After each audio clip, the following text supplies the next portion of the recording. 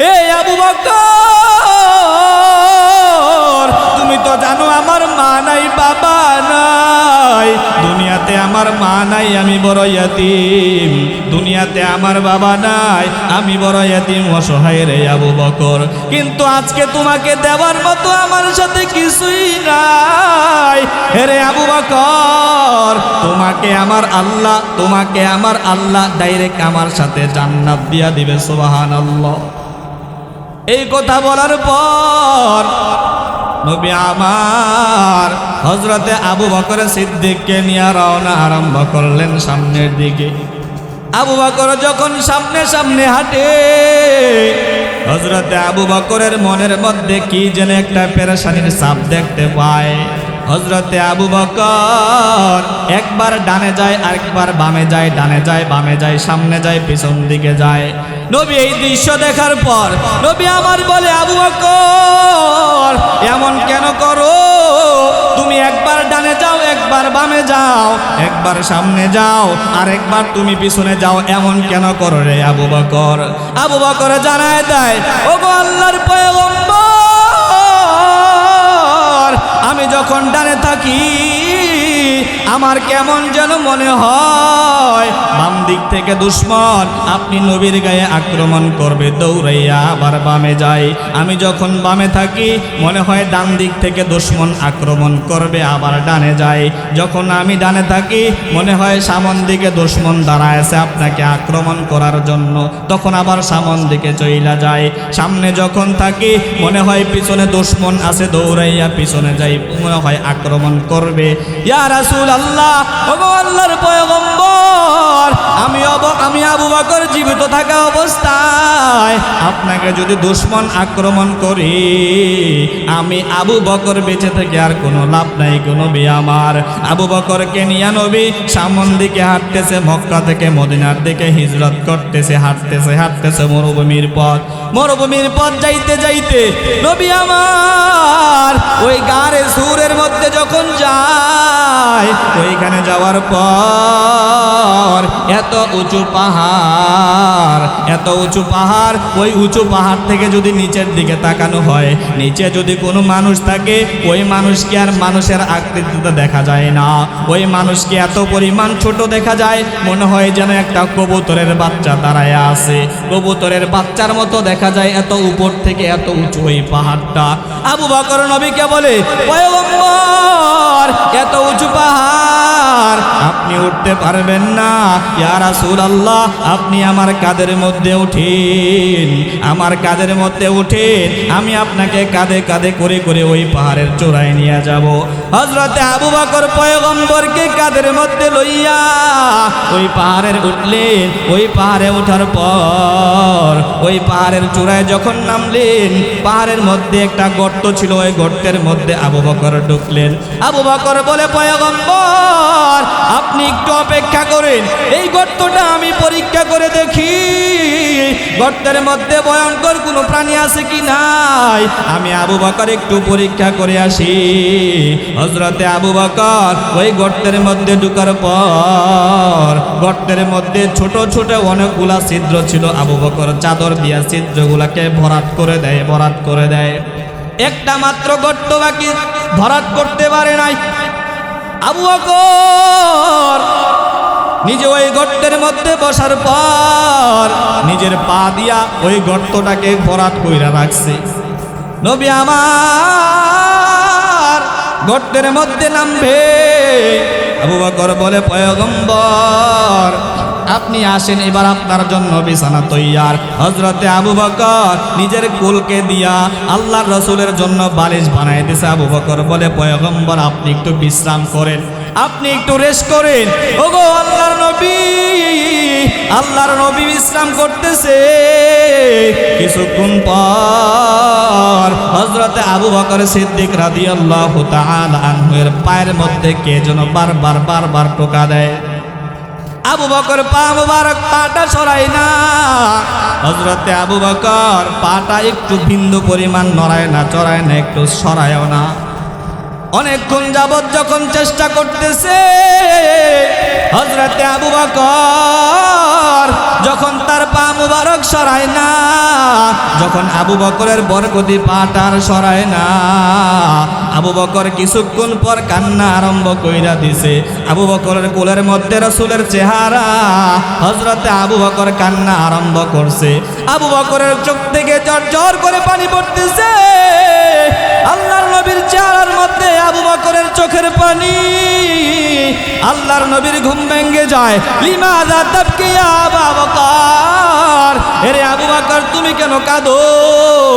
আবু বকর তুমি কেন কান্না করতেছো? আবু বকর জানায় দেয়, পয়গম্বর আমার, অনেকক্ষণ যাবত ওই গর্ত থেকে কে যেন আমার পায়ের মধ্যে আঘাত করতেছে। আমি আবু বকর বিন্দু সময়ের জন্য আমার পাটারে আমি সরাই না। অনেকক্ষণ যাবত যখন চেষ্টা করতেছে আমি আমার পা সরাই না। কিছুক্ষণ পর ওই একটা বিষাক্ত সাপ আমার পায়ের মধ্যে কামড় মারছে রে নবী আমার। ওই বিষাক্ত সাপের কামড়ে আমি আমার চোখের পানি ধইরা রাখতে পারি নাই রে পয়গম্বর। আল্লাহর নবী সাথে সাথে থুতু মুবারক ওই বিষাক্ত জায়গার মধ্যে লাগায় দেয়। বিষাক্ত জায়গার মধ্যে থুতু লাগানোর পর সাথে সাথে বিষ বেদনা পানি হয়ে যায়। সুবহানাল্লাহ। লা জিদ্দা লাহু ওয়ালা নিদ্দা লাহু ওয়ালা মিসলা লাহু ওয়া নাশহাদু আন্না সাইয়্যিদানা ওয়া সানাদানা ওয়া হাবিবানা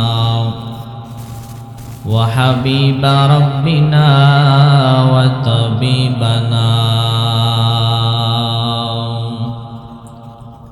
وطبيب قلوبنا ومولانا محمدا عبده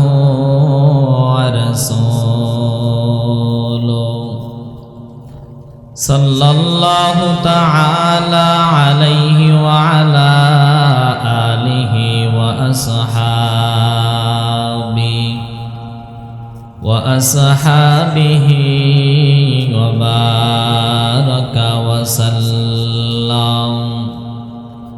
وبارك وسلم تسليما كثيرا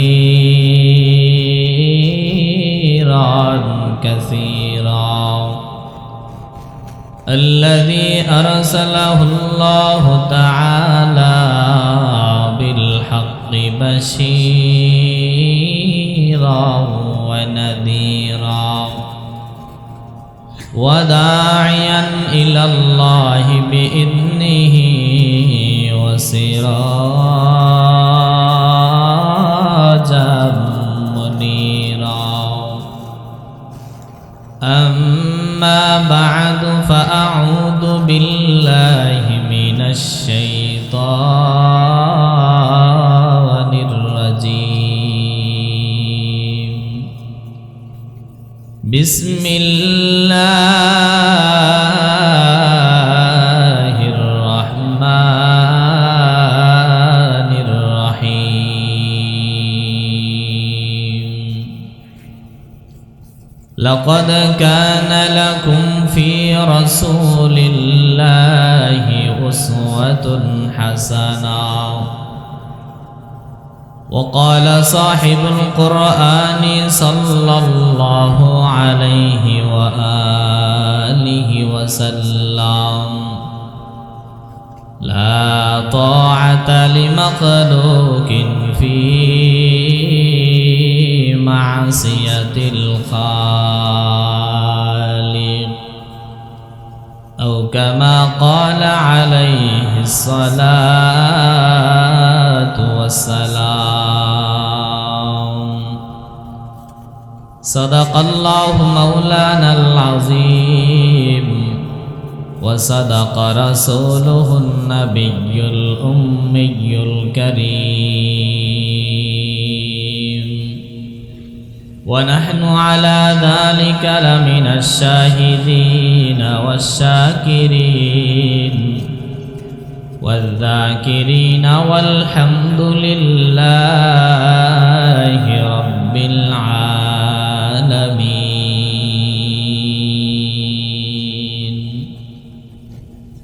اللهم صل على روح محمد في الأرواح وعلى جسد محمد في الأجساد وعلى قلب محمد في القلوب وعلى قبر محمد في القبور ألا يا ساقنا القصر المعلى ستدفن عن قريب في التراب له ملك ينادي كل يوم لدول الموت وبنوا للخراب لا إله إلا الله لا إله إلا الله لا إله إلا الله হামিদ আলী বাইতুন নূর জামে মসজিদ এর উদ্যোগে আয়োজিত আজকের এই জান্নাতের বাগানে মহান রব্বুল ইজ্জত ওয়াল জালাল জাল্লা জালালুহু আম্মা নওয়ালুহু মহিয়ান গরিয়ান সর্বশক্তিমান দয়ালু দাতা মেহেরবান অত্যন্ত দয়া ও মায়া করে মোহাব্বত করে ভালোবেসে আমাদের সকলকে এ জান্নাতের বাগানে এসে উপস্থিত হওয়ার মতো তৌফিক দান করলেন। সেজন্য সেই মহান রবের শুকরিয়া তান দিল থেকে প্রাণ খুলে উঁচু আওয়াজে বলি আলহামদুলিল্লাহ। লক্ষ কোটি দরুদ সালাম বিশ্ব মানবতার কান্ডারি বিশ্ব মানবতার মুক্তির দূত সাইয়্যিদুল মুরসালিন ইমামুল মুরসালিন হাবিবে কিবরিয়া আশরাফুল আম্বিয়া আফতাবে নবুয়ত ফখরে মওজুদাত আকায়ে নামদার তাজদারে মদিনা সরকারে দু আলম হুজুরে আকরাম সাল্লাল্লাহু আলাইহি ওয়া আলিহি ওয়াসাল্লামের উপর সকলে পড়ি সাল্লাল্লাহু।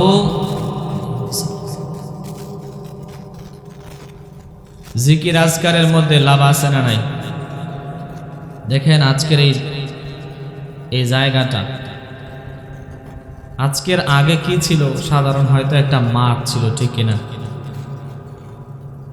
কিন্তু এই কোরআনের মজমা হওয়ার কারণে এই জায়গাটা আর সাধারণ জায়গা নাই, এই জায়গাটা জান্নাতের বাগান হয়ে গেছে। সুবহানাল্লাহ। নবী করিম সাল্লাল্লাহু আলাইহি ওয়াসাল্লাম সাহাবাই কেরামদেরকে বলতেছে, হে আমার সাহাবাই কেরাম, তোমরা যদি দুনিয়াতে জান্নাতের কোনো বাগান দেখতে পাও, কিসের বাগান? যদি তোমরা দুনিয়ায় জান্নাতের বাগান দেখতে পাও, কিছুটা সময় ওই বাগানের মধ্যে অবস্থান করিও। সাহাবাই কেরাম অবাক হয়ে জিজ্ঞেস করলেন, ইয়া রাসূলুল্লাহ, জান্নাতের বাগান তো মৃত্যুর পরে হিসাব নিকাশ হবে, হিসাব নিকাশ হওয়ার পরেই জান্নাত জাহান্নাম, কিন্তু দুনিয়াতে জান্নাতের বাগান এটা আবার কি? দুনিয়াতে কি জান্নাতের বাগান আছে নাকি? তখন নবী করিম সাল্লাল্লাহু আলাইহি ওয়াসাল্লাম সাহাবায়ে কেরামকে বলতেছে, দুনিয়াতে যেই জায়গায় যেই স্থানের মধ্যে মানুষ কোরআনুল কারীমের তিলাওয়াত করে, জিকিরের মজমা করে, কোরআন হাদিসের আলোচনার জায়গা করে, বয়ানের মাঠ তৈরি করে, ওই জায়গাটা সাধারণ জায়গা থাকে না, ওই জায়গাটা জান্নাতের বাগান হয়ে যায়। সুবহানাল্লাহ। তাহলে রাসূলের কথা অনুযায়ী আজকের এই জায়গাটা কি সাধারণ জায়গা? এই জায়গাটা কিসের বাগান বলেন তো? এই জায়গাটা জান্নাতের বাগান। কথা কার? আল্লাহর রাসূলের কথা। রাসূলের কথার মধ্যে বরকত আছে না নাই? নবীর কথার দাম আছে না নাই? নবীর কথার মধ্যে মিথ্যা আছে, সন্দেহ আছে? রাসূলুল্লাহ সাল্লাল্লাহু আলাইহি ওয়াসাল্লাম এর কথার মধ্যে চুল পরিমাণ সন্দেহ নাই, যে কারণে কাফের মুশরিক বেঈমানরাও রাসূলুল্লাহ সাল্লাল্লাহু আলাইহি ওয়াসাল্লামকে তৎকালীন সময়ে সবচাইতে সত্যবাদী মনে করতেন। সুবহানাল্লাহ। এবং কাফের মুশরিকরা রাসূলকে আল আমিন উপাধি দিয়েছে। কি উপাধি? আল আমিন মানে বিশ্বস্ত, এই লোকটা বিশ্বস্ত। সর্বোচ্চ বিশ্বস্ত, কোনো সন্দেহ নাই। এজন্য আজকে আমরা মুসলমান ওই নবীর আদর্শ আমরা ভুলে গেছি। অথচ আল্লাহ রাব্বুল আলামিন কুরআনুল কারীমে কি বলে? قال الله تعالى في كلامه المجيد قل إن كنتم تحبون الله فاتبعوني يحببكم الله ويغفر لكم ذنوبكم والله غفور رحيم।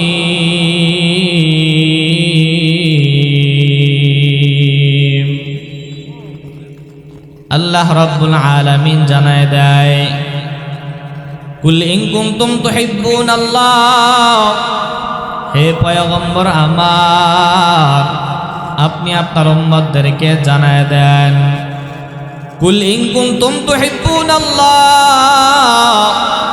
হে বন্ধু আমার, আপনি আপনার উম্মতদেরকে জানায় দেন, তুহিব্বুনাল্লাহ, তারা যদি আমি আল্লাহর ভালোবাসা পাইতে চায়, দুনিয়ার মানুষ যদি আমি আল্লাহর ভালোবাসা পাইতে চায়, তাহলে ফাত্তাবিউনি, হে নবী আমার, আপনি উম্মতদেরকে জানায় দেন, তারা যেন আপনি নবীকে মুহাব্বত করে, নবীকে অনুসরণ করে। আপনি নবীকে যদি উম্মত মুহাব্বত করতে পারে, দুনিয়ার উম্মতেরা, আমার বান্দারা যদি আপনি নবীর মুহাব্বত সিনার মধ্যে ধারণ করিয়া লয়, তারা আমি আল্লাহকে ভালোবাসা লাগবে না। উম্মত আমার বান্দারা, আমি আল্লাহকে ভালোবাসার দরকার নাই। ইউহিব্বুকুমুল্লাহ, আমি মালিকের ঘোষণা শুনিয়া দাও, আমি আল্লাহ আপনার উম্মতদেরকে নিজেই ভালোবাসবো। সুবহানাল্লাহ। নবীর দাম আছে না নাই?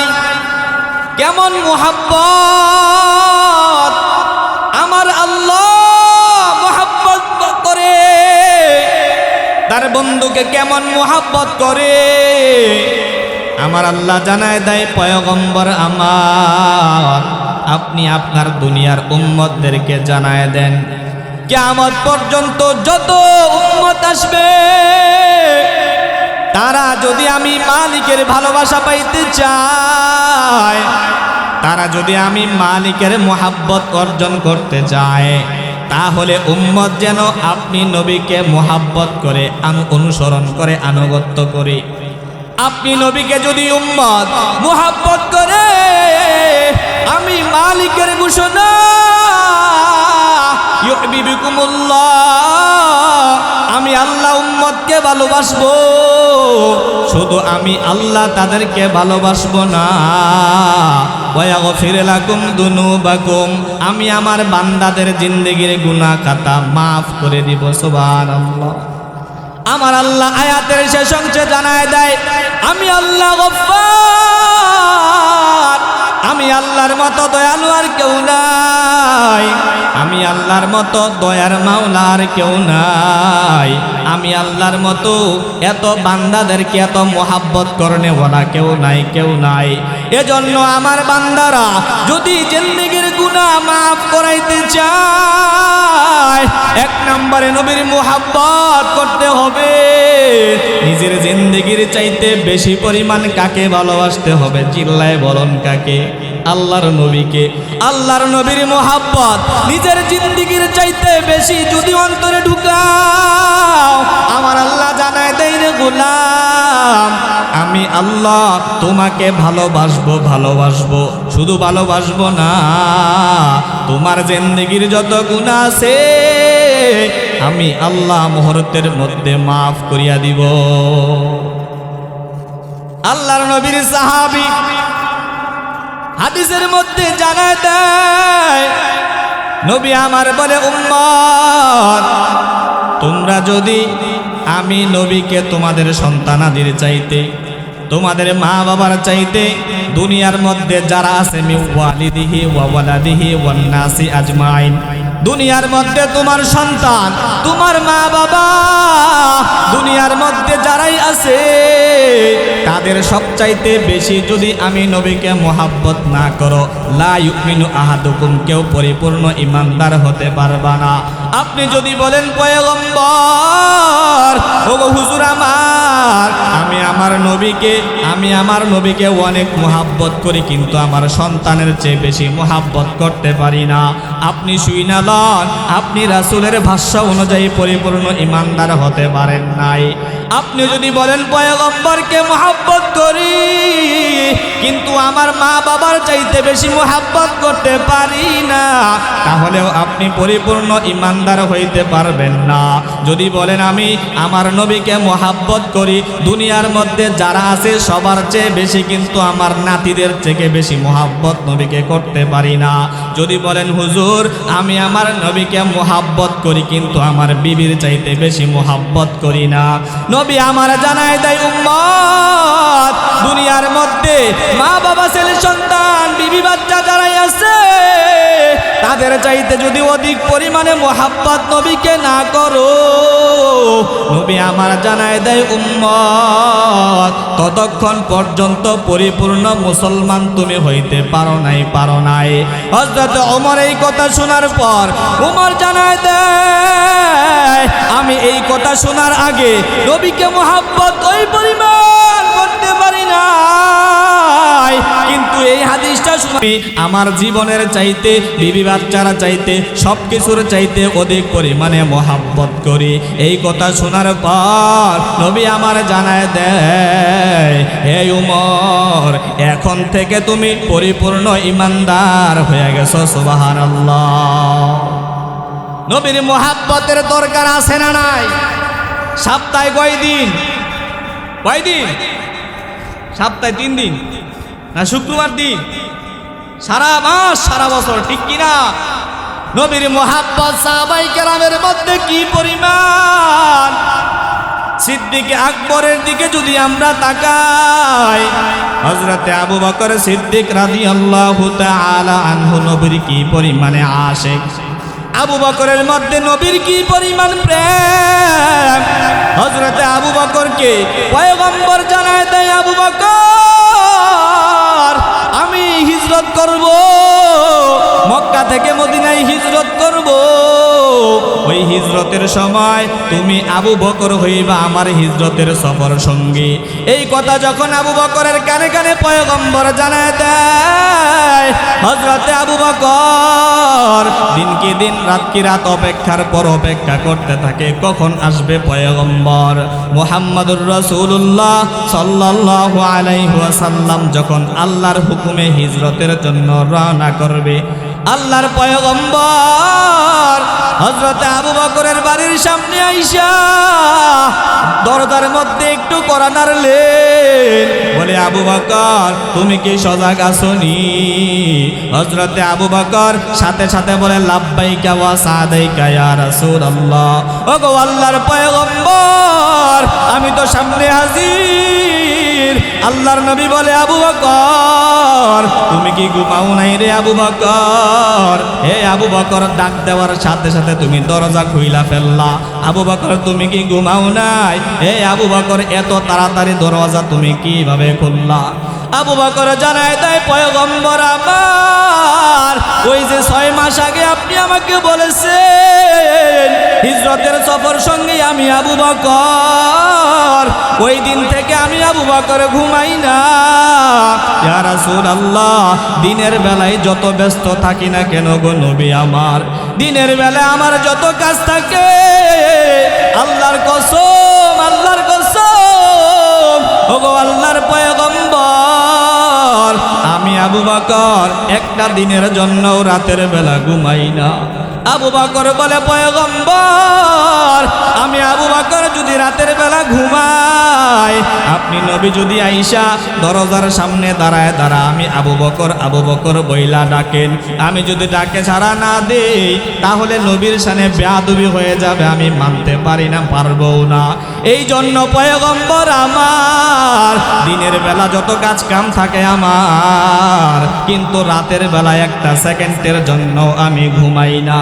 আল্লাহর নবী অবাক হইয়া বলে, রে আবু বকর, এটাও কি মানুষের পক্ষে সম্ভব?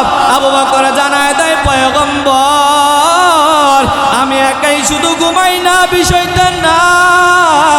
ইয়া রাসূলুল্লাহ, ওই যে কুটির গুড়ায় তাকাইয়া দেখে সফরের জন্য একটা বাহন কিনা রাখছি, ওইটাও পর্যন্ত ঘুমায় না।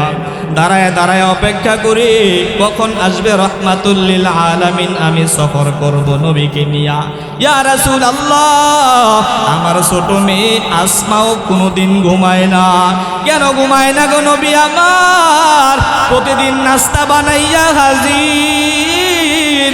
কোন দিন জানি পয়গম্বর আইসা দরজার সামনে দাঁড়ায়, এই জন্য কোনোদিন আমার ছোট মেয়েও ঘুমায় না। আল্লাহর নবী কান্না আরম্ভ করলেন, এ আবু বকর, তুমি তো জানো আমার মা নাই, বাবা নাই, দুনিয়াতে আমার মা নাই, আমি বড় ইয়াতীম, দুনিয়াতে আমার বাবা নাই, আমি বড় ইয়াতীম, অসহায় রে আবু বকর। কিন্তু আজকে তোমাকে দেওয়ার মতো আমার সাথে কিছুই নাই।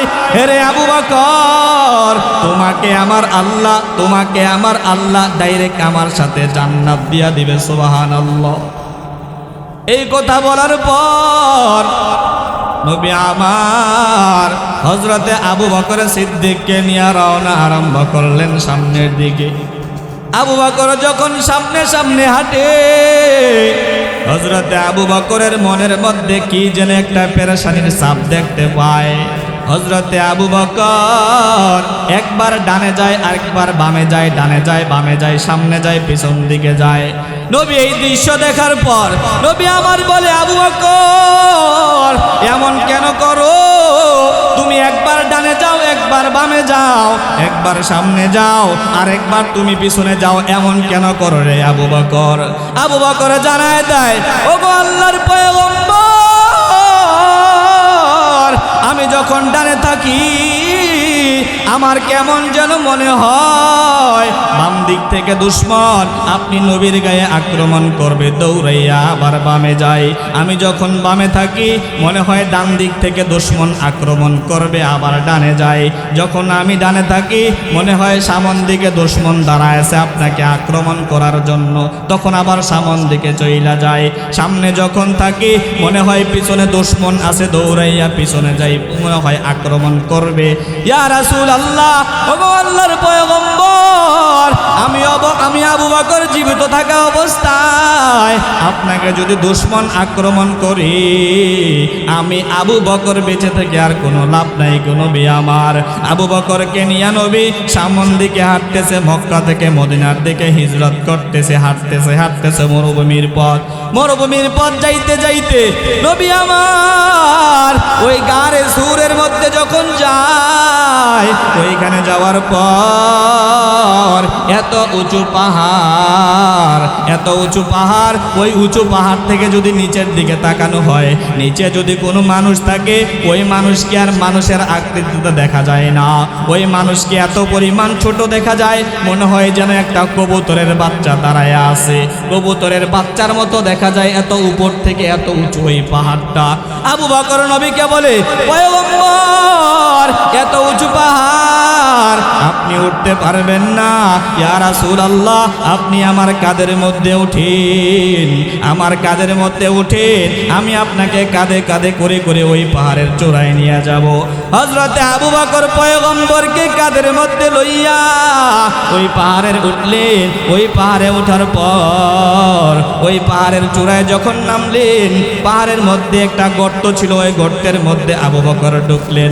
আবু বকর বলে, পয়গম্বর, আপনি একটু অপেক্ষা করেন, এই গর্তটা আমি পরীক্ষা করে দেখি গর্তের মধ্যে ভয়ঙ্কর কোনো প্রাণী আছে কি নাই।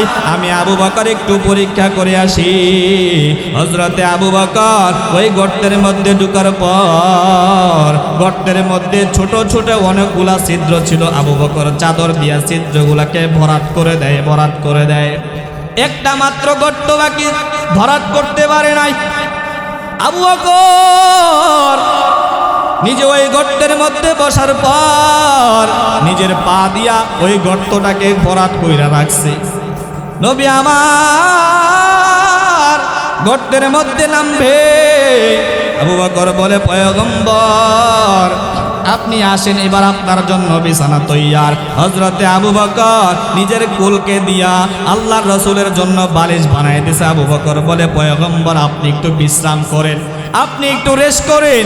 ওগো আল্লাহর নবী, আল্লাহর নবী বিশ্রাম করতেছে। কিছুক্ষণ পর হযরতে আবু বকর সিদ্দিক রাদিয়াল্লাহু তাআলা আনহু এর পায়ের মধ্যে কে যেন বারবার টোকা দেয়। আবু বকর পা মুবারক পাটা সরায় না। হযরতে আবু বকর পাটা একটু বিন্দু পরিমাণ নড়ায় না, চড়ায় না, একটু সরায়ও না। অনেকক্ষণ যাবত যখন চেষ্টা করতেছে, হযরতে আবু বকর যখন তার পা মুবারক সরায় না, যখন আবু বকরের বরকতি পাটার সরায় না, আবু বকর কিছুক্ষণ পর কান্না আরম্ভ কইরা দিছে। আবু বকরের কোলের মধ্যে রাসূলের চেহারা, হযরতে আবু বকর কান্না আরম্ভ করছে। আবু বকরের চোখ থেকে ঝরঝর করে পানি পড়তেছে। আল্লাহর নবীর চেহারার মধ্যে আবু বকরের চোখের পানি। আল্লাহর নবীর ঘুম ভেঙে যায়। লিমাযা তাবকি ইয়া আবু বকর, এরে আবু বকর তুমি কেন কাঁদো? আবু বকর তুমি কেন কান্না করতেছো? আবু বকর জানায় দেয়, পয়গম্বর আমার অনেকক্ষণ যাবত ওই গর্ত থেকে কে যেন আমার পায়ের মধ্যে আঘাত করতেছে। আমি আবু বকর বিন্দু সময়ের জন্য আমার পাটারে আমি সরাই না। অনেকক্ষণ যাবত যখন চেষ্টা করতেছে আমি আমার পা সরাই না। কিছুক্ষণ পর ওই একটা বিষাক্ত সাপ আমার পায়ের মধ্যে কামড় মারছে রে নবী আমার। ওই বিষাক্ত সাপের কামড়ে আমি আমার চোখের পানি ধইরা রাখতে পারি নাই রে পয়গম্বর। আল্লাহর নবী সাথে সাথে থুতু মুবারক ওই বিষাক্ত জায়গার মধ্যে লাগায় দেয়। বিষাক্ত জায়গার মধ্যে থুতু লাগানোর পর সাথে সাথে বিষ বেদনা পানি হয়ে যায়। সুবহানাল্লাহ। কিছুক্ষণ পর ওই গর্ত থেকে একটা বিষাক্ত সাপ আইসা হাজির। বিষাক্ত সাপ আইসা আল্লাহর নবীর সামনে দাঁড়াইয়া বলে, পয়গম্বর বেয়াদবি মাফ করবেন, আমি ইচ্ছা করে আবু বকরকে কামড় দেই নাই। বলে, তুমি কেন আবু বকরকে কামড় দিয়েছো? তুমি তো জানো আল্লাহর পয়গম্বর এখানে বিশ্রাম করতেছে, তুমি কেন আবু বকরের পায়ের মধ্যে কামড় দিলা? ওই সাপটা তখন জানায় দেয়, পয়গম্বর আমার দীর্ঘ 100 বছর পূর্বে আমি একটা তাওরাতের দর্শের পাশ দিয়া যাইতেছিলাম। ওই তাওরাতের দর্শে বয়ান হচ্ছিল 100 বছর পর আখির জমানার পয়গম্বর হযরত মুহাম্মদুর রাসূলুল্লাহ সাল্লাল্লাহু আলাইহি ওয়াসাল্লাম এদিক দিয়া সফর করবে এবং এই গুহার মধ্যে আশ্রয় করবেন, এই গুহার মধ্যে অবস্থান করবে। ইয়া রাসূলুল্লাহ, ওই কথাটা শোনার পর 100 বছর পর্যন্ত এই গুহার মধ্যে আমি অবস্থান করতেছি, ভিন্ন কোনো উদ্দেশ্যই নয়। এ নবী আমার, একমাত্র আপনার নুরানি চেহারা দেখার জন্য। ইয়া রাসূলুল্লাহ, আপনার বরকতি চেহারাটা দেখার জন্য 100 বছর পর্যন্ত এই গুহার মধ্যে অবস্থান করতেছি। কিন্তু আজকে যখন আপনি নবী এই গুহার মধ্যে হাজির, ওই গুহার মধ্যে আবু বকরের পা দিয়া রাখছে, ওই পায়ের কারণে আপনার বরকতি চেহারা আমি দেখতে পারবো না। বারবার যখন জিহ্বা দিয়া আবু বকরের পায়ের মধ্যে নড়লাম, আবু বকর তো পা নাড়ায় না। ইয়া রাসূলুল্লাহ, বেয়াদবি মাফ করবেন, আমি বাধ্য হইয়া আবু বকরের পায়ের মধ্যে কামড় দিয়েছি। যাতে করে আবু বকরের পাটা একটু নড়ায়। আবু বকরের পা নড়ানোর পর আপনি নবীর বরকতি চেহারা আমি দেখতে যেন পারি। ইয়া রাসূলুল্লাহ, ওগো আল্লাহর পয়গম্বর, আমার 100 বছরের অপেক্ষা এখন সফল হয়ে গেছে। সুবহানাল্লাহ। কি পরিমাণ প্রেম!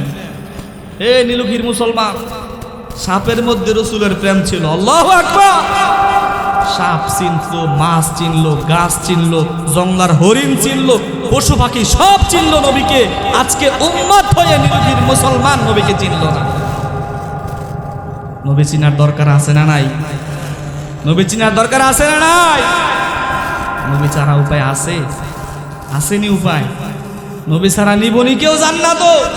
সব মানুষ পেরেশানির মধ্যে থাকবে, সবাই ডানে বামে দৌড়াদৌড়ি করতে থাকবে। হায়রে, কার কাছে গেলে আজকে একটু আসান পায়? কার কাছে গেলে এই হাসরের ময়দান কঠিন ময়দান, দাঁড়ায় থাকতে পারতাছি না? কার কাছে গেলে আল্লাহর কাছে সুপারিশ করবে?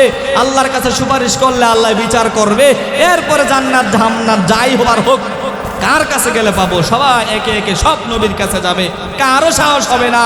ঈসা আলাইহিস সালাম বলবে, আজকে সুপারিশ করার মতো একজনই আছে, তিনি আর কেউ নয়, আখিরি জামানার পয়গম্বর হযরত মুহাম্মদুর রাসূলুল্লাহ সাল্লাল্লাহু আলাইহি ওয়াসাল্লাম। ওই নবীর মোহাব্বত লাগবে কি লাগবে না? নবীর মোহাব্বত কি শুক্রবার দিন? রাসূলের মোহাব্বত যদি আপনি অন্তরের মধ্যে রাখতে চান, আপনাকে 2টা কাজ করতে হবে। কয় কাজ বলেন না? কয় কাজ? 2 কাজ। 1 নাম্বার রাসূলের সুন্নাহ। কয় রাসূলের কি বলেন? 1 নাম্বার রাসূলের সুন্নাহ। প্রতিটা ক্ষেত্রে, প্রতিটা কাজে রাসূলের সুন্নাহকে অনুসরণ করতে পারলেই আপনি বোঝা যাবে আপনি নবীর একজন খাঁটিয়া আশিক। 2 নাম্বার রাসূলের উপর বেশি পরিমাণ দুরূদ। বেশি পরিমাণ রাসূলের উপর বেশি পরিমাণ দুরূদ। আপনি হাঁটতেছেন, বাজারে যাইতেছেন, কি বলে ক্ষেত খামারে কাজ করতেছেন, যে কোনো অবস্থাতে আছেন, সাল্লাল্লাহু আলাইহি ওয়াসাল্লাম, সাল্লাল্লাহু আলাইহি ওয়াসাল্লাম, এই 2 কাজ যদি আপনি করতে পারেন, তাহলে আপনি দুনিয়া এবং আখিরাত উভয় জাহানের সফল কাম। এবং হাসরের ময়দানে আল্লাহর নবী আপনাকে দেখার পর সমস্ত উম্মতদেরকে বলবে, তোমরা সবাই সাইড হও, ওই যে নীলক্ষী লালবাগের অমুক উম্মত আমার উপর বেশি পরিমাণ দুরূদ পড়ছে, তার একটু জায়গা দিয়া দাও, আমি রাসূল তার সাথে আজকে একটু মুহাব্বতের মুআনাকা করব। সুবহানাল্লাহ।